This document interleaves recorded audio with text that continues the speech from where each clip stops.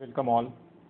In this video, we will discuss what is an atom, then what is the structure of an atom, and then how do we know that it is the correct description of the atomic structure, whatever we know. Now, key takeaways.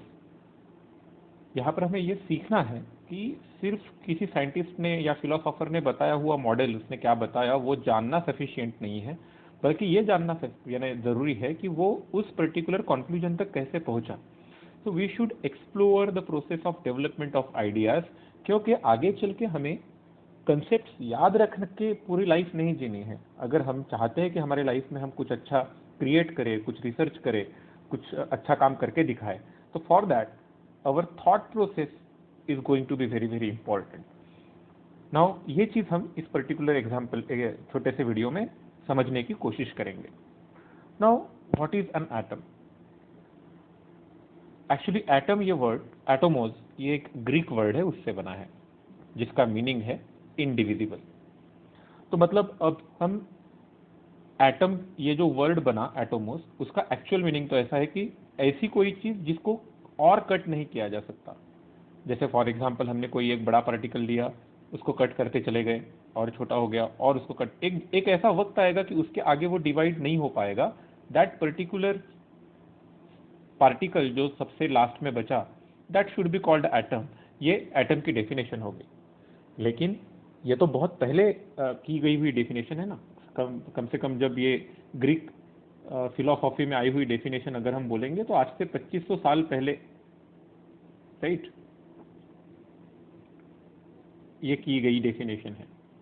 अब हमें मालूम है कि एक किसी atom में से electron बाहर निकल सकता है. जैसे आपको मालूम है कि सोडियम एटम में से एक इलेक्ट्रॉन बाहर निकल के आयन बन जाता है. कुछ पर्टिकुलर जो कुछ भी एलिमेंट्स है, जो रेडियो एक्टिव एलिमेंट्स है, उनमें से अल्फा या बीटा पार्टिकल्स बाहर निकलते हैं. अब मुझे बताइए कि हमें अगर मालूम है कि एटम में से कुछ पार्टिकल्स या इलेक्ट्रॉन्स बाहर निकल सकते हैं, तो सच में हमने जो इंडिविजिबल पार्टिकल की बात की थी, और उसमें भी स्मॉलेस्ट इंडिविजिबल पार्टिकल, अगर ऐसी डेफिनेशन किसी ने एटम की है, तो क्या वो सही होगी? ऑब्वियसली नहीं. जनरली ये जानना जरूरी है, लेकिन फिर भी जो एटम का पहला डेफिनेशन किया गया होगा वो सीखना भी हमारे लिए इसलिए इंपॉर्टेंट है क्योंकि सच में इंसान के दिमाग में ऐसे कैसे आया होगा कि everything is made up of smallest things, क्योंकि सिर्फ उतनी ही आइडिया नहीं है. हम लोग डिस्कस करते जाएंगे उन चीज़ों को. Let's move ahead. Now what is the structure of an atom? So आप लोग अभी अभी 10th पास करके अभी 11th में आए हो, तो इन जनरल यहाँ पर जो एक एटॉमिक मॉडल हमने निकाला है, जो मैं बोलूँगा रुदरफोर्ड्स मॉडल हम लोग बोल सकते हैं, ये मॉडल जनरली हमें मालूम होता है, राइट. मैं पहले तो आपको मालूम है कि इसमें एलिमेंट्री पार्टिकल्स है. वैसे रुदरफोर्ड के वक्त पर न्यूट्रॉन्स अभी तक डिस्कवर नहीं हुए थे, क्योंकि न्यूट्रॉन्स डिस्कवर हुए हैं 1932 में. तो फिर भी हम लोग एक रुदरफोर्ड्स का model combined with some newer ideas, इस तरीके का मॉडल लेते हैं.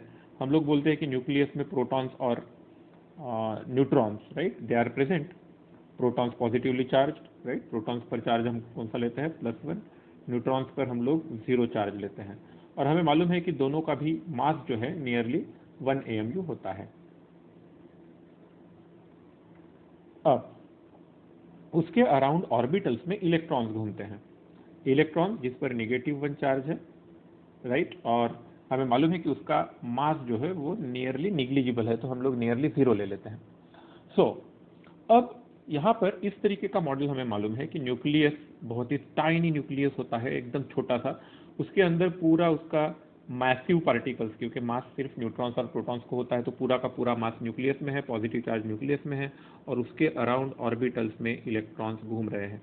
ऐसा मॉडल हम लोग जनरली ज़्यादातर ध्यान रखते हैं, राइट. और अब इसके बीच में बाकी का क्या है? तो वॉइड, क्योंकि रुदरफोर्ड्स के एक्सपेरिमेंट से पता चला कि maximum space in the atom is void.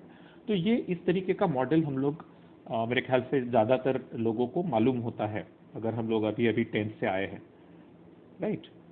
अब इस मॉडल को बताने के बाद एक्चुअली ये मॉडल बाद में रिजेक्ट भी हुआ, राइट, जिसकी वजह से आगे चल के नील्स बोहर को एक नया मॉडल देना पड़ा. क्यों? उसके पीछे वजह ये थी कि एक प्रॉब्लम पता चला. One of the problems with this atomic structure जो हमने अभी बात किया, वो ऐसा था कि क्लासिकल फिजिक्स और इलेक्ट्रोमैग्नेटिक थियरी ये बोलती है कि एक्सेलरेटिंग चार्ज रेडिएट्स एनर्जी। जैसे अगर यहाँ पर ये इलेक्ट्रॉन सपोज इस तरीके से रोटेट होते जा रहा है, तो यहाँ पर जब वो इलेक्ट्रॉन रहेगा तो उसकी डायरेक्शन ऑफ वेलोसिटी इधर रहेगी। अगर वो इलेक्ट्रॉन यहाँ पर आ जाएगा तो डायरेक्शन ऑफ वेलोसिटी इधर रहेगी। तो वेलोसिटी का डायरेक्शन चेंज हो रहा है, मतलब क्या हो रहा है, वेलोसिटी इज चेंजिंग। अब वेलोसिटी अगर चेंज होता है, that is electron is accelerating.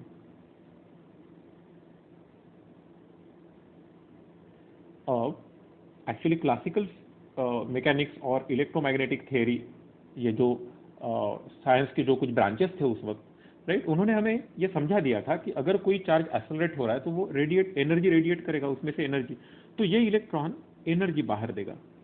अब इलेक्ट्रॉन ने एनर्जी रेडिएट की तो उसकी खुद की एनर्जी कम होगी। एक्चुअली जितनी ज्यादा एनर्जी उतना वो पार्टिकल न्यूक्लियस से ज्यादा दूर जा सकता है। अब एनर्जी कम हो गई तो वो इलेक्ट्रॉन को क्या करना पड़ेगा, थोड़ा सा न्यूक्लियस के नजदीक आना पड़ेगा। न्यूक्लियस के नजदीक आना पड़ेगा, लेकिन एनर्जी तो कंटिन्यूसली रेडिएट होती रहेगी क्योंकि अभी भी एक्सेलरेशन चल रहा है। तो ऐसे घूमते हुए कुछ दिन देर के बाद ये पार्टिकल आके न्यूक्लियस में गिर जाना चाहिए, राइट। अब दो चीजें हैं, क्या एक्चुअल में, यानी ये क्या बोल रहा है, देखो ध्यान में रखो, अगर रुदरफोर्ड्स का थियरी सही है और ये क्लासिकल मैकेनिक्स हमें जो बता रहा है इलेक्ट्रोमैग्नेटिक थियरी वो सही है, तो दोनों के दोनों अगर सही है तो इलेक्ट्रॉन थोड़ी देर में कहां पे चले जाने चाहिए, न्यूक्लियस में। इसका मतलब एटम कुछ देर के बाद कोलैप्स हो जाना चाहिए, सिर्फ न्यूक्लियस बचना चाहिए। मतलब पूरी की पूरी दुनिया बहुत छोटी हो जाएगी अचानक से। ऐसा हो रहा है क्या? नहीं। हमें मालूम है कि एटम्स आर स्टेबल,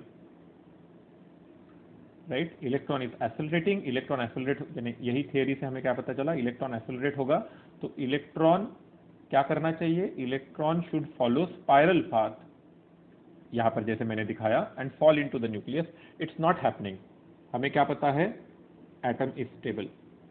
तो अब दो ही चीजें हैं, या तो हमारे अंडरस्टैंडिंग ऑफ क्लासिकल मैकेनिक्स और इलेक्ट्रोमैग्नेटिक थियरी में कुछ ना कुछ रॉन्ग था, या फिर हमारा रुदरफोर्ड्स मॉडल ही थोड़ा सा इनकम्प्लीट था। तो ऑब्वियसली उस वक्त पर यही ध्यान में आया कि yes, our models needs to be modified, और फिर नील्स बोहर ने एक नया तरीके का मॉडल दिया। अब हमने अब तक जो डिस्कशन किया उसमें आप देखिए कि ये जो स्ट्रक्चर आपको मालूम है ये हम यूज करते हैं। एक्चुअली अभी 11th-12th में भी हम लोग ये स्ट्रक्चर यूज करेंगे कुछ प्रॉपर्टीज एक्सप्लेन करने के लिए, राइट। लेकिन फिर भी हमें मालूम है कि there is a problem with this structure and we have the advanced structure which is told by Niels Bohr, right. Quantum mechanical model हम जिसे बोल सकते हैं। अब मुझे बताइए कि ये सारी चीजें हैं, तो फिर क्वेश्चन हमारे सामने ये है कि अभी हम लोग जो मॉडल यूज करेंगे वो कौन सा करेंगे। तो जैसे मैंने बताया, एक चीज ध्यान में रखना, हम लोग सिंपलेस्ट मॉडल्स यूज करते जाएंगे। जो भी क्वांटिटी आपको, जो भी प्रॉपर्टी एक्सप्लेन करना है उसके लिए क्या जरूरी है वो बताते जाएंगे। लेकिन एक क्वेश्चन ऐसा है कि इसका मतलब अब मैं आपको अगर ये मॉडल बता देता हूं कि इसमें कुछ ना कुछ प्रॉब्लम है, अगला वाला पढ़ना पड़ेगा, तो फिर ये वाला क्यों पढ़े, डायरेक्टली अगला वाला पढ़े। तो फिर मेरा क्वेश्चन है कि is it the most advanced atomic structure we know, जो अभी अभी हमने पढ़ा? नहीं, ऑब्वियसली नॉट, क्योंकि हमने ये देखा कि ये मॉडल जो था वो रुदरफोर्ड्स ने बताया हुआ था और उसको मॉडिफाई करके नील्स बोहर ने दूसरा बताया, राइट। तो फिर रुदरफोर्ड्स का मॉडल जो था फाइनल नहीं था। क्या बोहर्स का मॉडल फाइनल है? नहीं, वो भी नहीं है। एक्चुअली साइंस ऐसा आगे बढ़ते जाता है। रुदरफोर्ड के पहले थॉमसन, थॉमसन के पहले डाल्टन, ये मॉडल्स हमें मालूम है। मेरा क्वेश्चन ये है कि क्या हमें ये सभी के सभी मॉडल्स सीखना जरूरी है, राइट। क्या हम ये सभी के सभी मॉडल्स हमने पढ़ने चाहिए? यस, पढ़ने चाहिए, क्योंकि मैंने स्टार्टिंग में ही आपको बोला था कि हमें ये नहीं देखना है कि थॉमसन ने जो मॉडल बताया वो क्या था, रुदरफोर्ड ने क्या बताया था वो क्या था, बोर्स ने, ये सिर्फ उतना देख के हमारा काम नहीं होने वाला। हमें ये देखना चाहिए कि थॉमसन ने जो बताया वो किस थॉट प्रोसेस के थ्रू उसने बताया, क्योंकि थॉमसन के पहले जो कुछ भी मालूम होगा, थॉमसन ने जो कुछ एक्सपेरिमेंट किए होंगे उसके हिसाब से उसने कुछ बताया। फिर रुदरफोर्ड ने थॉमसन का मॉडल देखा, खुद के कुछ एक्सपेरिमेंट किए, उसको ध्यान में आया नहीं, उसको मॉडिफाई करना जरूरी है। फिर बोहर्स को कुछ ध्यान में आया, इस तरीके से मॉडिफाई होते हुए हमारा मॉडल आगे बढ़ा है। हमारे लिए ये प्रोसेस समझना जरूरी है कि हाउ साइंटिफिक प्रोसेसेस वर्क्स, ये थॉट प्रोसेस, डिस्कवरी, ये कैसे चलता है, राइट। सो ये एक बात हो गई। दूसरा मुझे क्वेश्चन ये पूछना है कि मुझे बताइए, थॉमसन ने बताया वो मॉडल कुछ और था, रुदरफोर्ड ने बताया वो मॉडल कुछ और था, बोर्स ने बताया वो मॉडल कुछ और था। तो जैसे जैसे इन लोगों ने बताई हुई थियरी बदलती गई, वैसे वैसे क्या एटम का स्ट्रक्चर एक्चुअली बदला, या फिर एटम का स्ट्रक्चर एज इट इज है, या और हमारा अंडरस्टैंडिंग बदला है? Obviously atom is as it is. क्या बदलते जा रहा है? our understanding is changing.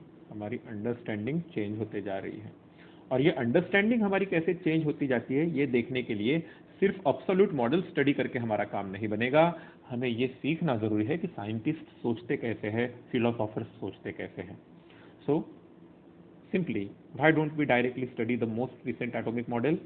क्योंकि सबसे पहले तो ये ध्यान में रखो कि जो भी रिसेंट मॉडल होगा वो फाइनल नहीं है, साइंस का प्रोग्रेस बढ़ते रहेगा, and science keeps on evolving.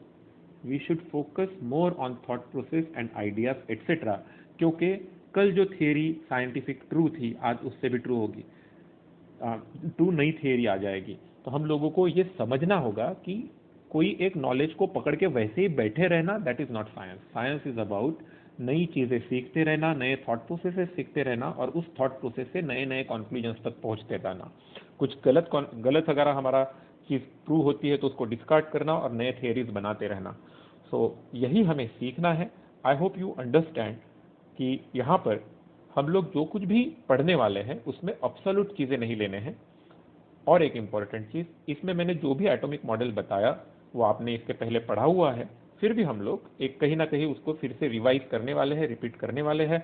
I hope आप सिर्फ मुझे टाइम देने के लिए रेडी होंगे। अगर आप टाइम देने के लिए रेडी हो तो मैं थॉट सही तरीके से सोचते हुए नॉलेज कैसे गेन करना है ये बताने के लिए रेडी हूँ। Thank you.